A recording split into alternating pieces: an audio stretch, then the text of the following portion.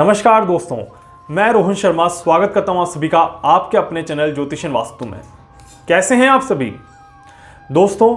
आज 26 जनवरी 2021 का दिन है, 26 जनवरी 2021, हमारे देश का गणतंत्र दिवस।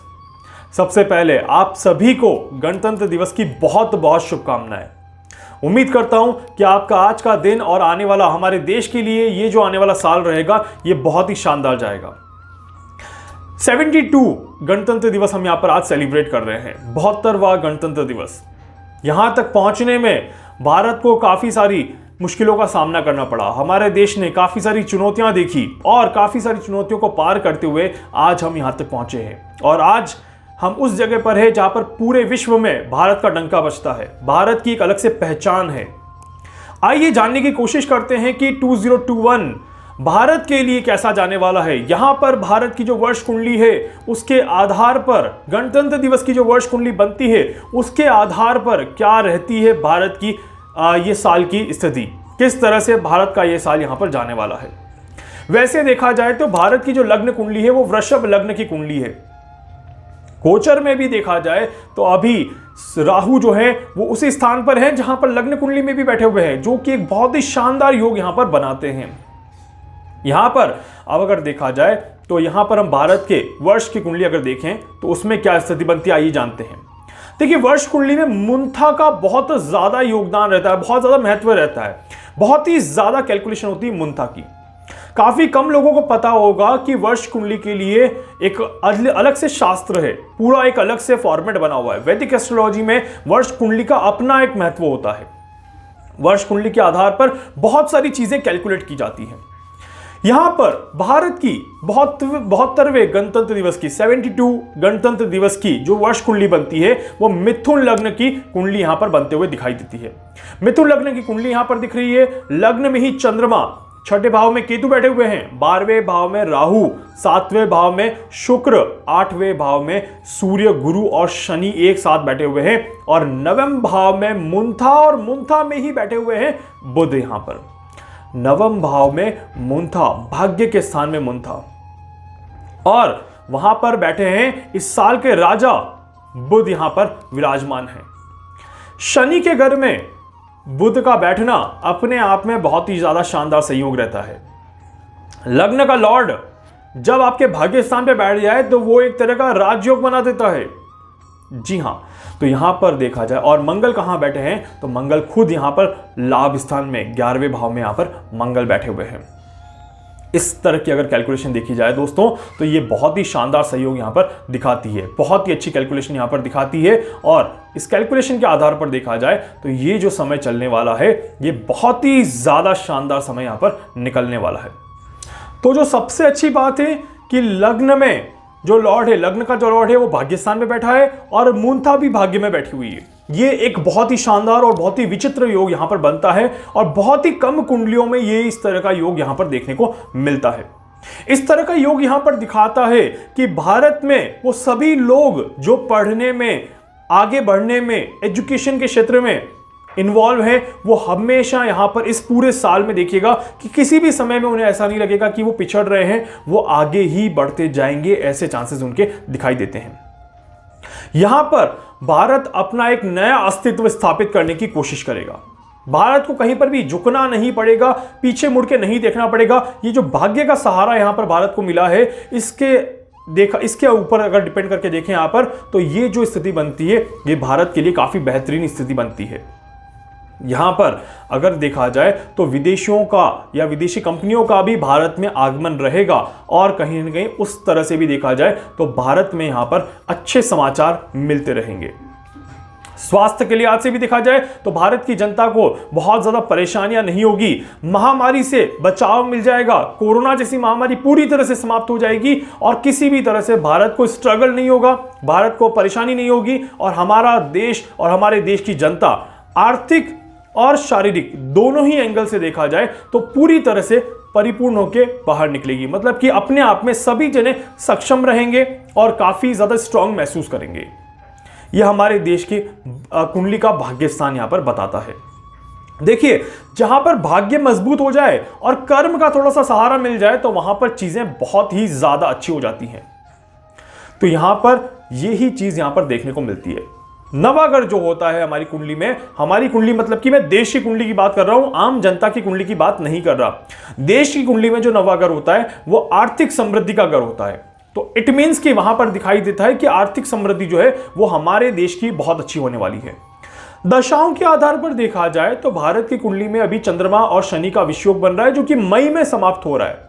मई के बाद हमारे देश की उन्नति वहां पर बढ़ने लग जाएगी और अप्रैल में जब गुरु खुद भाग्य स्थान में आ जाएंगे, कर्म का लॉर्ड भाग्य में आना और मूर्धा के साथ बैठना, यह भी एक बहुत ही शानदार विचित्र योग यहां पर बनाता है दोस्तों। तो इसीलिए इसमें भी तरक्की तो राह यहां पर कंफर्म बनती है। मतलब कि अब यहां पर भारत में परेशानियां नहीं रहेगी, दिक्कतें नहीं रहेगी और चीजें जो है वो काफी अच्छे लेवल पे चलना शुरू हो जाएंगी। हर एक क्षेत्र में कहीं ना कहीं स्थितियां अच्छी होते हुए नजर आएगी। जैसे जैसे साल आगे बढ़ता जाएगा वैसे वैसे चीजें और भी ज्यादा पावरफुल यहां पर बनती जाएगी। अब खराब क्या है, खराब भी जाना जरूरी है। अच्छा तो हमने बहुत कुछ देख लिया, खराब में क्या क्या है।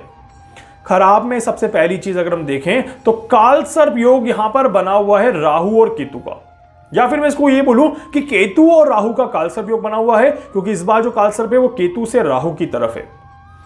इस काल सर्प योग को शेषनाग काल सर्प योग बोला जाता है, बट ये आंशिक काल सर्प है। बहुत अच्छी बात यह है कि ये आंशिक काल सर्प है। हालांकि काल सर्प की छाया रहेगी यहां पर, पूरी तरह से काल सर्प नहीं है, बट छाया जरूर दे रहा है और उस छाया के कारण राहु अपना काम वहां पर पूरा करेगा। राहु यहां पर हानियां जरूर देगा देश को, किसी न किसी तरह से देश में अशांति का माहौल यहां पर जरूर से रहेगा। किसी न किसी तरह से देश में अशांति का माहौल रहेगा, छोटी छोटी उलझनें और आपस में वाद विवाद यहां पर ज्यादा रहेगा। इस कारण से देश में जन विद्रोह होने के चांसेस यहां पर जरूर से दिखाई देते हैं। मतलब कि जनता के अंदर विद्रोह यहां पर हो सकता है, यह बहुत क्लियर कैलकुलेशन यहां पर दिखाई देती है। जनता के अंदर विद्रोह के कारण कहीं ना कहीं देश की सरकार को भी थोड़ा सा परेशानियां हो सकती है, थोड़ी सी दिक्कतें हो सकती हैं। यहां पर अगर देखा जाए तो शुक्र जो है 7वें में सप्तम भाव में यहां पर विराजमान है और वो दिखाता है कि जनता और जनता के व्यापार व्यवसाय जो रहेंगे वो अच्छे रहेंगे, खाद्य स्थिति अच्छी रहेगी, पेट्रोल डीजल महंगे होंगे, थोड़े से रसोई गैस भी महंगी होगी। आप देखिएगा दवाइयां भी थोड़ी सी महंगी हो जाएंगी, केमिकल्स जो रहेंगे सारे, लिक्विड जो रहेंगे, जो हार्ड लिक्विड है, वाइन हो गया, पेट्रोल हो गया, डीजल हो गया, आपके गैस प्रोडक्ट्स हो गए या फिर आपका ऑयल हो गए, खाने के ऑयल हो गए, ये सारी चीजें जो रहेंगी ये थोड़ी सी महंगी होते हुए यहां पर दिखाई देती है। जी हां, और क्योंकि जब वर्ष कुंडली बन रही है, गुरु यहां पर अस्त हैं, शनि यहां पर अस्त हैं, इसका भी प्रभाव मार्केट पर दिखेगा ही दिखेगा। आईटी क्षेत्र में हमारा देश बहुत ही ज्यादा तरक्की करने वाला है दोस्तों। आईटी के अंदर कुछ नए टेक्नोलॉजीज का यहां पर आना संभव है, यह बहुत अच्छे से यहां पर दिखाई देता है। शेयर मार्केट में भी काफी ज्यादा उतार चढ़ाव हमें यहां पर देखने को मिल सकता है, तो वो भी यहां पर बिल्कुल संभव दिखाई देता है। यहां पर कानून की तरफ से कुछ लॉ निकल सकते हैं, नए लॉ बनाए जा सकते हैं, कुछ लॉ का निर्माण किया जा सकता है, कुछ लॉ को लागू किया जा सकता है, जिसके कारण से भी दिक्कतें परेशानियां खड़ी हो सकती हैं। ऐसे चांसेस यहां पर दिखाई देते हैं। यहां पर अगर देखा जाए तो ये लॉ के कारण जनता को अगेन सरकार के साथ कोई दिक्कतें, कोई परेशानियां यहां पर रहेगी और सरकार नई योजनाएं बनाएंगी, नई घोषणाएं करेंगी और कानून के माध्यम से चीजों को बैलेंस करना एक तरह से मजबूरी बन जाएगा। मतलब कि पूरे साल देखे जाए तो कानून का रोल रहेगा ही रहेगा। कानून, न्यायालय, जज, इनका रोल बहुत ज्यादा यहां पर रहने वाला है। इसके अलावा देखा जाए दोस्तों तो प्राकृतिक घटनाएं भी यहां पर घटना स्वाभाविक है।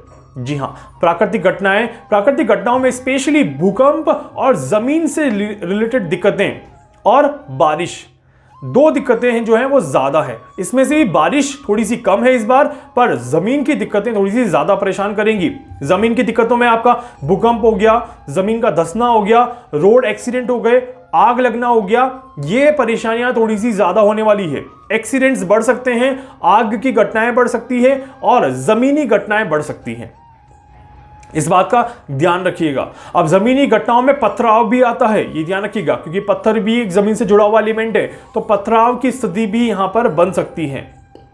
आरोप प्रत्यारोप जरूर होता रहेगा, किसी न किसी के बीच में पूरे साल दिखेगा। मंगल शांति से बैठने वाला नहीं है। नया संवत जो स्टार्ट होगा उसका राजा भी मंगल है, तो इसीलिए आरोप प्रत्यारोप तो चलता ही रहेगा।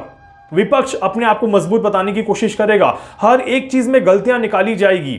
तो उस एंगल से देखा जाए दोस्तों, तो ये जो साल रहने वाला है ये काफी ज्यादा उतार चढ़ाव वाला साल यहां पर रहने वाला है। हालांकि बाहरी लोग दिक्कतें देंगे, परेशानियां देंगे, बट कुछ भी बिगाड़ नहीं पाएंगे। जी हां, कुछ भी बिगाड़ नहीं पाएंगे।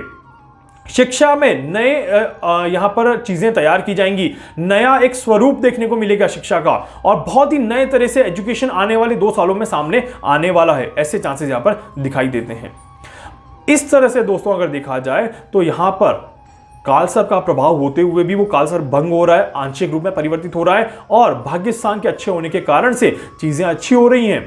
शनि और गुरु के अस्त होने के कारण से छोटी मोटी दिक्कतें, छोटी मोटी परेशानियां भी आ रही है। मंगल भी थोड़ा सा दिमाग में अग्रेसिव नेचर दे रहा है यहां पे, इस कारण से जनता को थोड़ा सा परेशानी हो सकती है। बट ओवरऑल हमारे देश की स्थिति बहुत अच्छी है। हमारा देश आर्थिक रूप से बहुत ही ज्यादा सक्षम रहेगा, और फाइनेंशियली और प्रैक्टिकली भी देखा जाए तो हमारे देश की उन्नति जरूर से यहां पर संभव है, इस तरह से हमें दिखाई देता है। तो उम्मीद करता हूं भारत देश के लिए और भारत देश के वासियों के लिए, सभी जनता के लिए ये 2021 का साल गणतंत्र दिवस की कुंडली के आधार पर भी बहुत ही ज्यादा शानदार जाएगा, और उम्मीद करता हूं कि आप सभी इस साल को बहुत अच्छे से एंजॉय करेंगे और हमारा देश दूसरी किसी भी तरह की आपदाओं से दूर रहेगा। बिल्कुल भी इस तरह की कोई परेशानी नहीं आएगी, कोई दिक्कतें हमें नहीं महसूस होगी। उम्मीद करता हूं ये वीडियो भी आपको अच्छा लगेगा। वीडियो को लाइक कर दीजिएगा, चैनल को सब्सक्राइब कर दीजिएगा, बेल आइकन पे जरूर से क्लिक करना है। इसके अलावा अगर आप मुझसे कुछ पूछना चाहते हैं, कुछ जानना चाहते हैं, अपनी कुंडली का एनालिसिस करवाना चाहते हैं, आप मुझसे संपर्क कर सकते हैं। मैं पूरी कोशिश करूंगा आपकी हर संभव मदद यहां पर कर सकूं। धन्यवाद।